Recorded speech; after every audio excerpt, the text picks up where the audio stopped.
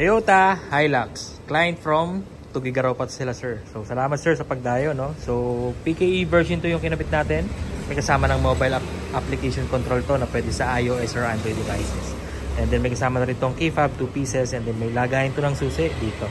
Okay, so may lock yan dito sa likod. Tapos hugutin nyo lang, makukuha nyo na yung lagayan ng susi. Pwede nyo palagyan ng mga key plate na pambukas ng pinto nyo if ever malobat yung car batteries nyo in the long run. Okay, may pang emergency pampasok pa rin kayo. Okay, tapos yun, remote start na natin yung kotse. Press 3 times lang sa lock button. 1, 2, and then 3. Start na yan. And then 70 to 100 meters may start nyo yung kotse nyo remotely.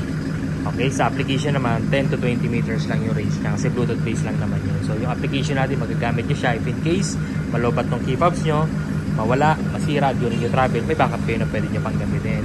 And pwede nyo rin siyang gamitin sa ibang devices nyo as long as iOS or Android devices.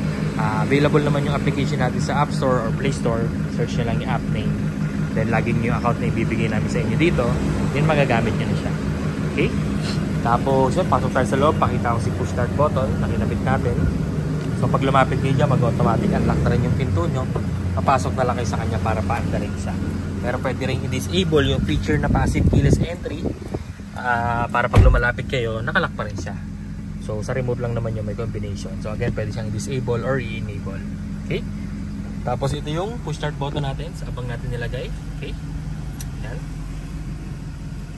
Pag aksidente na pindot, hindi mamamatay yung kotse. Okay? Then matic transmission, park luggage, tsaka handbrake. Kapag naka-drive or naka-reverse, hindi nyo siya mapapay-start. Kahit anong remote start nyo, kahit anong push start nyo dyan, hindi siya mag-i-start. Iilaw lang yung cluster nyo. Pero hindi siya magtutuloy-tuloy mag-start. Okay? For safety purposes. Then pag tumapak kayo sa brake, kahit tawag dito, kahit umaandar yung kotse, tumapak kayo sa brake, auto lock lahat ng doors. So may feature siyang ganun. Then kapag pinatay nyo yung makina, pakita ko na lang, patay natin yung makina, mag-automatic unlock na rin siya. Pag layo nyo, mag-automatic lock na rin siya because of the passive keyless entry. Tapos pag lumapit kayo, mag-automatic unlock na rin siya because of the passive keyless entry. Pero pag naka-disable yon, yung feature na passive keyless entry, even lumalapit kayo o lumalayo, hindi siya mag-automatic lock unlock. You have to manually press on the remotes natin para mag-lock kayo or mag-unlock. Okay? Pag gustong start, apak sa brakes, ang pindot, start na rin yan. So again, this client is from Tuguegarao pa. Apakalayo. Maraming salamat sir sa tiwala na inyong binigay sa aming shop. Alright, so again, ito yung key fob natin, 2 pieces. Thank you so much. Bye.